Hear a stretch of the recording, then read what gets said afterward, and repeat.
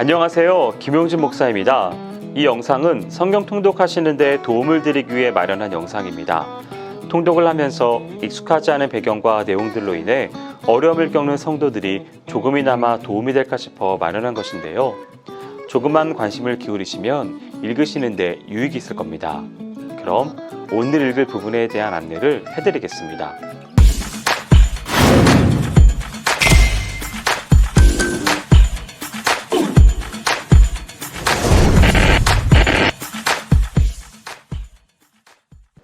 오늘 읽을 본문은 창세기 43장에서 45장까지입니다.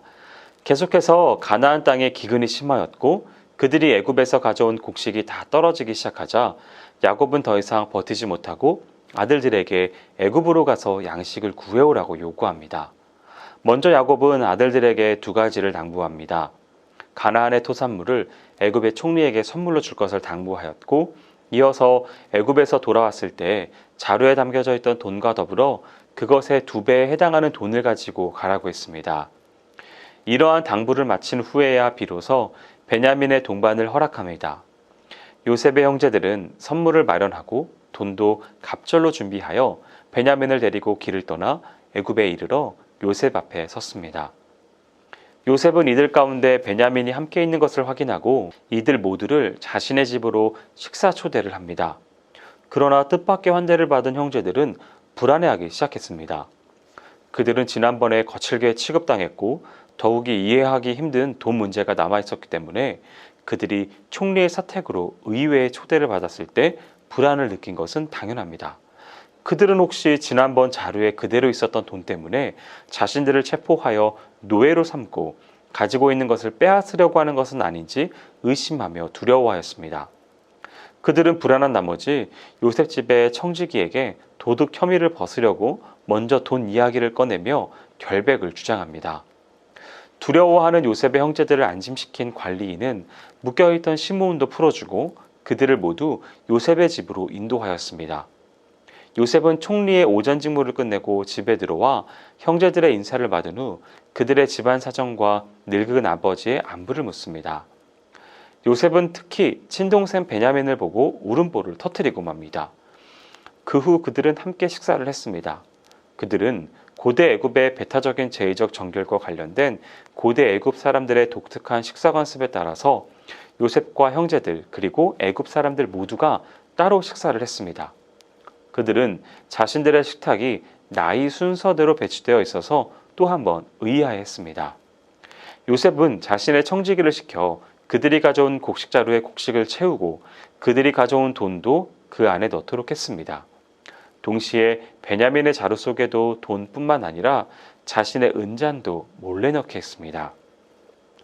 요셉의 형들은 이 사실을 몰랐고 그들이 성문을 벗어난 지 얼마 안 되어 요셉은 청지기에게 그들의 뒤를 쫓아가게 했습니다. 그들을 뒤쫓아간 청지기는 그들이 요셉 총리가 쓰는 은잔을 훔쳐갔다고 몰아세웠습니다. 이 은잔은 마시는 용도뿐만 아니라 점을 치는 데 사용되기도 했습니다. 고대에는 술잔을 사용하는 점이 널리 퍼져 있었습니다. 이러한 귀중한 성물을 훔친 죄는 보통 사형에 처해지는 매우 무거운 범죄였습니다. 예기치 못한 결과를 맞은 요셉의 형제들은 슬픔에 복받쳐서 요셉이 있는 성으로 자진해서 돌아왔습니다. 유다는 모든 형제가 연대 책임을 지고 총리의 노예가 되겠다고 제안했습니다. 여기에서 요셉이 이렇게 형제들을 시험한 의도가 드러납니다.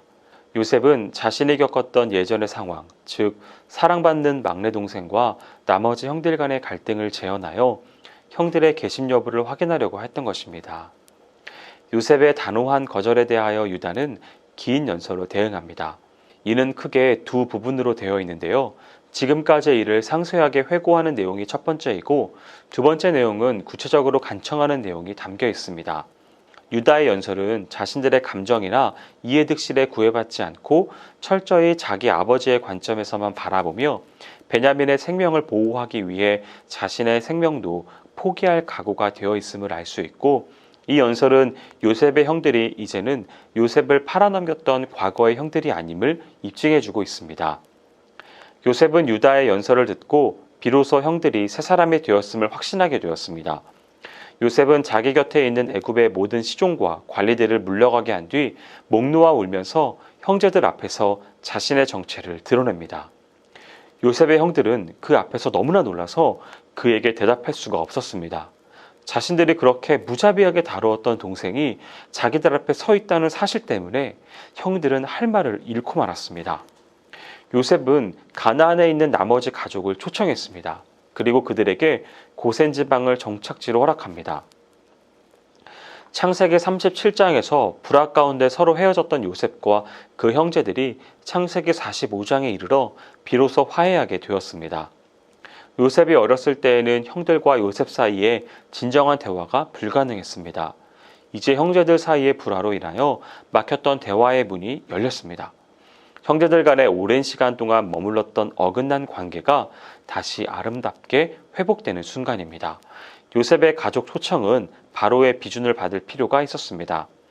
요셉의 가족이 애굽에 왔다는 소식을 접한 애굽의 바로는 이를 기뻐하고 가나안에 있는 요셉 가족 전체를 애굽으로 초청하는 것을 허락합니다.